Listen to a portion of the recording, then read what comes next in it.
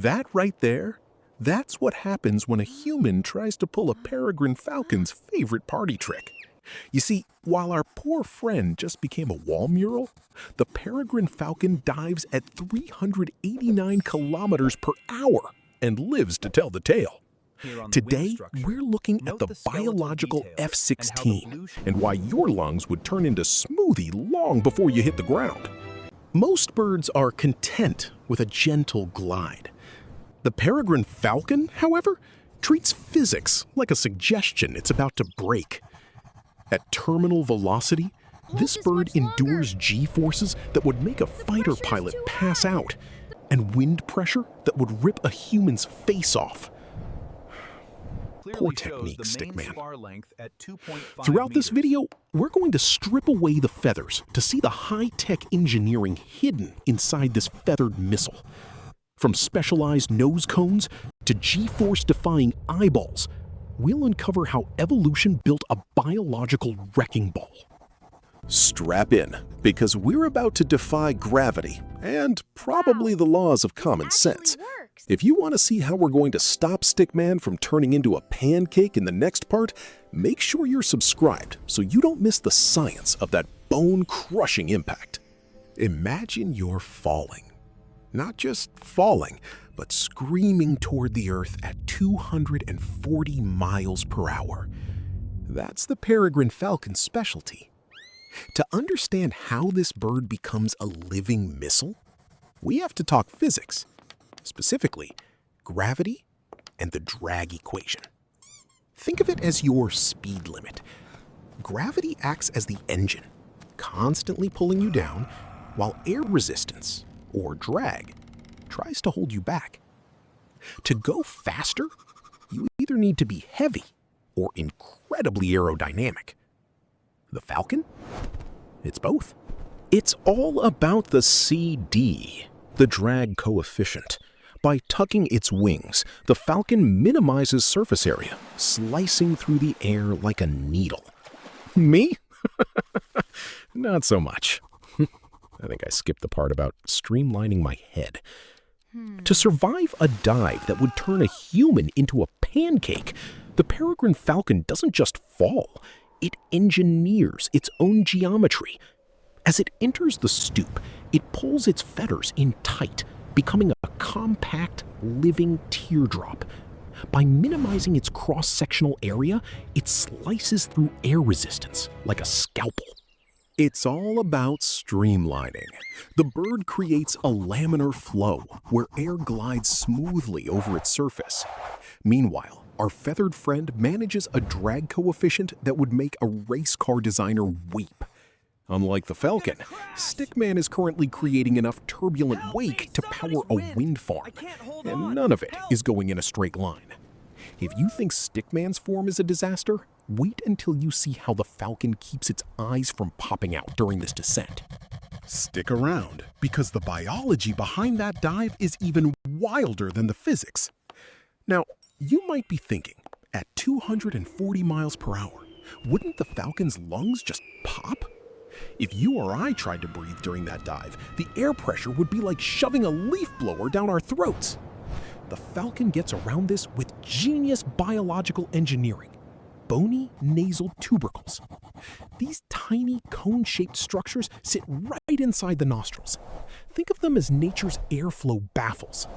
They slow down the incoming air, preventing that raw, supersonic pressure from blasting directly into the bird's respiratory system. It's literally a pressure relief valve that keeps the bird from suffering a total internal blowout. If you think the Falcon's nose tech is wild, wait until you see how they lock their eyes onto targets at high speed without going blind. Hit that subscribe button so you don't miss the next part of our breakdown. So our bird of prey has successfully dived without turning his lungs into confetti. But now comes the real nightmare, the pullout. At 389 kilometers per hour, pulling out of a dive generates 25 Gs of force. That is 25 times the gravity pulling on your body. For a human, that kind of force would liquefy your organs. For the Falcon, It's just another Tuesday. You see, the Peregrine Falcon isn't just fast, it's built like a tank. It has a reinforced skeletal structure and a pelvis so solid it acts like a shock absorber for the entire frame. If we tried that, our bones would snap like dry twigs, but the Falcon, it just adjusts its wings and carries on, totally unfazed. If you're still wondering how he doesn't pass out from the blood pressure during that G-force spike, make sure you're subscribed because the way his heart manages that is even more insane than the dive itself. Now that our feathered friend has survived the G-force, it's time to talk about the grand finale, the kinetic punch. When a peregrine falcon strikes, it doesn't just peck, it delivers a lethal wallop powered by the formula E equals 1/2 mv squared. At 389 kilometers per hour, that mass packs a kinetic wallop that turns the bird into a living missile. See the difference? For the Falcon, it's not about the muscle, it's about the math. That impact force is enough to send a pigeon into orbit. You're probably wondering why the bird's hand bones, the metacarpals, don't just shatter into dust.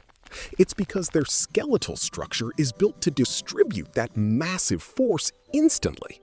They're basically feathered, high-speed engineers.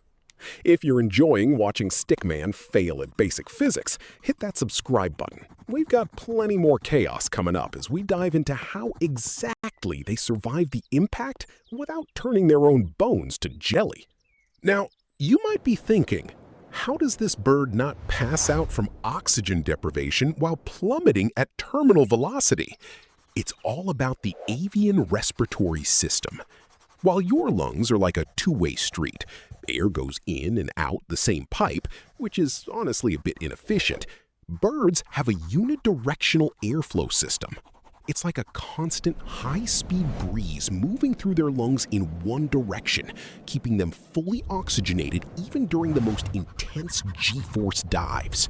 See, the Falcon's air sacs act like bellows, keeping fresh air moving constantly. Humans? We just get lightheaded and inflate like a cheap floaty. If you're still breathing normally and not currently stuck to the ceiling, make sure to hit that subscribe button to join us for the next dive into the wild world of animal physics.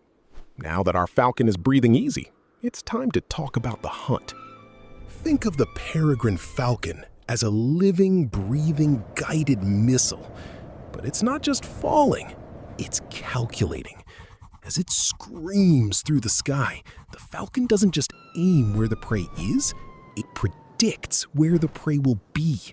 It uses a specific trajectory tracking method, constantly micro-adjusting its angle of attack to keep the target locked in its field of view. Honestly, Stickman, leave the high-altitude ballistics to the professionals. See, at these heights, the wind isn't just a breeze. It's a physical force that would send a human tumbling like a loose piece of paper. But for the Falcon, the environment is just a giant chessboard.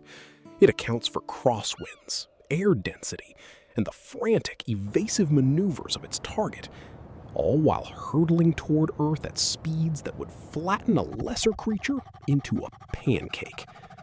If you want to see how these mid-air physics hold up against other avian speedsters, hit that subscribe button. So how did we get here? From the nasal tubercles filtering air at high speeds to that lightweight reinforced skeleton acting like a natural roll cage, the Peregrine Falcon is a masterclass in biomechanical engineering. It is a master of drag management, morphing its body into a perfect aerodynamic teardrop to hit those blistering speeds without tearing itself apart. Truly, it makes our best fighter jets look like clunky metal bricks. Speaking of which, Stickman decided he had enough of the theory. He thinks he's mastered the physics. He's going for the terminal velocity dive. He's hitting the perfect angle. The wind is whistling. He looks like a pro. But as he nears the ground, he just stares at the camera with a blank expression. He survived, but he's currently buried in a mountain of goose down, sneezing his head off. Honestly, if we had a machine that could mimic that level of efficiency, we'd own the skies. Do you think we'll ever build a drone that can outperform a falcon? Or is nature always going to be one step ahead? Drop a comment below and let me know your take.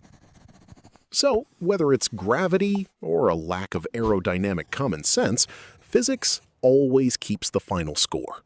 The Peregrine Falcon survives its 389 km/h plunge by being a masterpiece of biological engineering. While Stickman, well, he's just a masterpiece of poor decision-making.